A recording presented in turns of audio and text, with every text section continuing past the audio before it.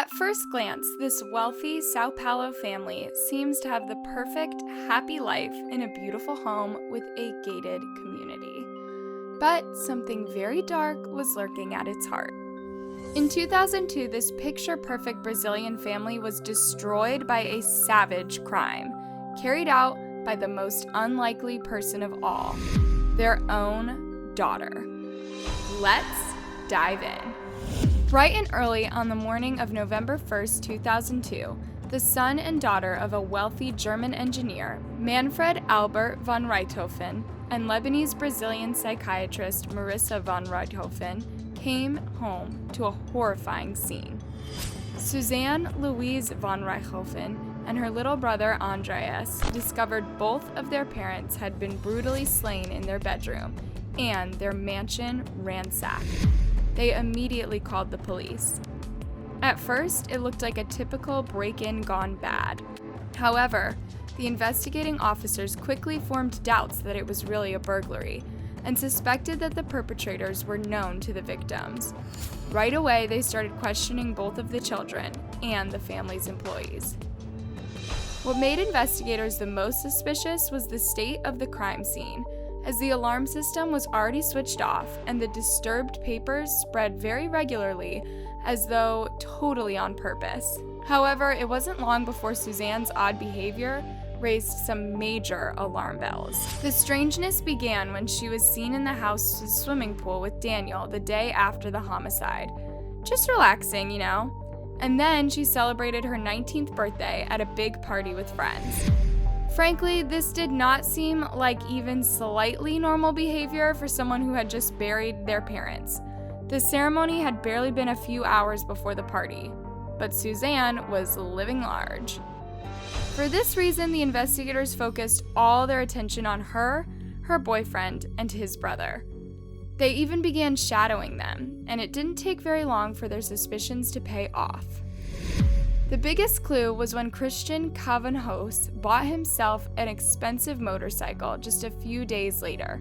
He paid for it in cash with $100 bills. Of course, this looked beyond bad for him due to his lower income background. Guess he got pretty impatient with all that loot. Not too surprisingly, a few days later on November 9th, 2002, he was arrested. Then they picked up his brother and Suzanne. Under interrogation, realizing that the jig was up, Suzanne quickly confessed to the crime.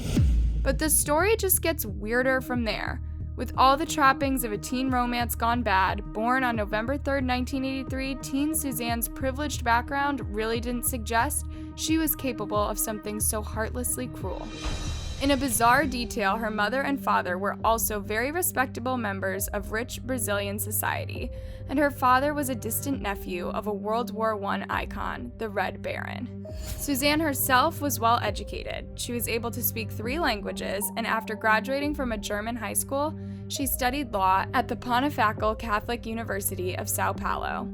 Then, in the summer of 1999, she started attending a Brazilian Jiu-Jitsu class.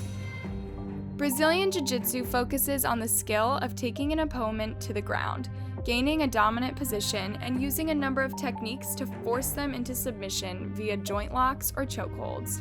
It was while attending this, frankly, badass martial arts class that she met Daniel Cavanhos de Paula e Silva, who soon became her boyfriend. Now, at first, her parents didn't mind this guy going out with her at all, but after a year, it became obvious that Daniel was a very bad influence on their daughter. He was already poor, had very little ambition in life, and got high on a daily basis.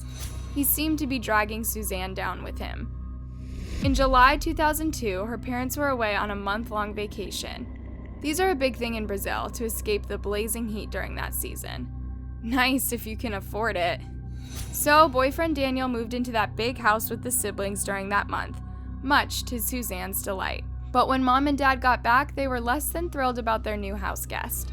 When they couldn't stop their daughter from dating Daniel, they threatened to take away her allowance and privileges. All the same, they said they wouldn't stop her entirely. Apparently, she was free to go and live with Daniel if they could both pay their own way. But the parents refused to buy them an apartment to get them started. they would have to work for it. This ultimatum did not go down well with Suzanne or her boyfriend. She planned the death of her parents for months, but it would all come together on a strangely appropriate night, in the late hours of October 31st, 2002. Yes, Halloween.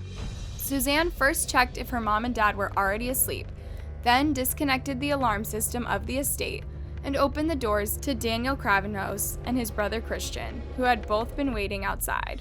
Suzanne went upstairs to check if her parents were both fully asleep. Once she had made sure they were defenseless, the Kravenhaus brothers entered their parents' bedroom and beat them both with iron bars. Unfortunately, this did not kill either of the parents very quickly. Don't ask me why, but apparently those iron bars did not do the trick. The poor parents were making dreadful sounds, and their attackers tried to both drown and strangle them with soaking wet towels. All the while, Suzanne was waiting in the living room downstairs. All three had taken a cocktail of narcotics, paint thinner, and glue. After this gruesome plan was accomplished, the three clumsily simulated a break-in by pocketing the money they found, spreading papers in the library, and creating a mess in the house. Well, guess that's what happens when you overdo the paint thinner. Then they left. Suzanne and Daniel went to a motel as an alibi, while Christian went to a fast food restaurant. Early that following morning, Suzanne and Daniel picked up her little brother Andreas, then only 15, at an internet cafe and went home. Here they discovered the crime, called the police at once, and told them the story. Let's just remember that Suzanne's little brother had no clue that she was behind any of this. Once Suzanne's lies were uncovered and she was charged with the homicidio qualificado, the equivalent of first-degree homicide in Brazilian law. She then awaited her trial under house arrest, which took about 2 years. In Brazilian law, if an individual isn't apprehended in the commission of a crime, they'll often wait their trial in liberty. The trial was delayed and finally started on July 17th. In court, Suzanne claimed that her actions were motivated by love and was terrified that Daniel would leave her if her parents were not disposed of. Her lawyer, Denivaldo Barney, said that Suzanne had no motive at all, but was incited into the crime by Daniel, claiming she adored him like a god. But the parents' wealth, estimated at $17 million, which Suzanne would inherit in the event of her parents' death, continued to seem like the most likely motive. Prosecutor Roberto Tardelli argued that Suzanne wanted to get her hands on the money and assets her parents had worked so hard to obtain. She wanted her freedom and independence without having to work for it. It was all planned in advance, in a McCabe fashion. They did what they did because they wanted to. A lawyer for the brothers said the young woman had urged the brothers to commit the crime by claiming her parents had mistreated her. Suzanne was described as a personification of the evil blonde. However, a lawyer for Richthofen said Daniel Kravenhaus was mostly responsible for planning the attack. This crime was committed only because Daniel wanted to. He was the only one with a motive: money. While on his trial, Daniel Kravenhaus claimed that Suzanne was violated by her father, which she and her brother strongly denied.